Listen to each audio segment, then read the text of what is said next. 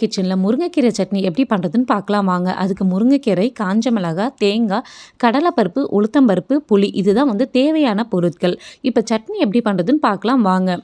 பேனை வச்சுக்கிட்டு முருங்கைக்கீரையை வாஷ் பண்ண முருங்கைக்கீரையை போட்டு நல்லா வதக்கணும். முருங்கைக்கீரையை வதக்கின பிறகு என்ன பண்ணணும், அதை தனியாக எடுத்து வச்சுக்கணும். தென் அதே பேனில் எண்ணெய் ஊற்றி காஞ்ச மிளகாய் போட்டு நல்லா வறுத்து எடுக்கணும். காஞ்ச மிளகாய் வறுத்து எடுத்துகிட்ட பிறகு தென் அதே பேனில் கடலைப்பருப்பும் உளுத்தம்பருப்பும் நல்லா பொன்னிறமாக வறுத்து எடுக்கணும். தென் இப்போ வறுத்து வச்ச பொருட்கள் கூட தேங்காயும் போட்டு நல்லா அரைச்சி எடுத்துக்கணும்.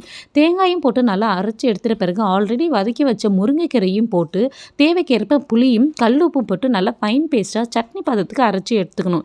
தென் இது எண்ணெய் போட்டு கடுகலப்பு போட்டு கருவேப்பிலை போட்டு தாளித்து இறக்குனா சுவையான முருங்கைக்கீரை சட்னி ரெடி. இதில் நிறைய சத்துக்கள் இருக்குது. ஹீமோகுளோபின் அதிகப்படுத்தலாம். தென் இந்த மாதிரியான நிறையா சட்னி வகைகளை நாங்கள் அப்லோட் பண்ணுறோம். உங்களுக்கு எங்கள் சேனல் பிடிச்சிருந்தால் லைக் பண்ணுங்கள், ஷேர் பண்ணுங்கள், கமெண்ட் பண்ணுங்கள். பை.